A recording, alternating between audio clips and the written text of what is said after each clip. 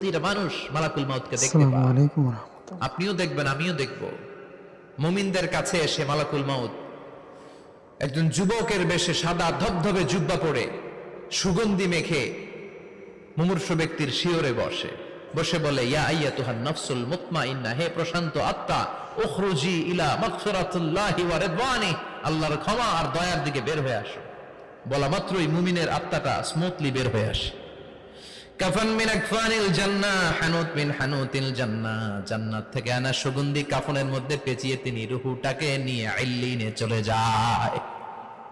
সরাসরি দেখে মালাকুল মাউতকে। আর যারা ইসলাম বিরোধী, কোরআন বিরোধী, তাদের সামনে এসে মালাকুল মাউত ত্রাস সৃষ্টি করে। আগে ধমক। হাইওয়েতে মাঝে মাঝে ডাকাতি হয় না?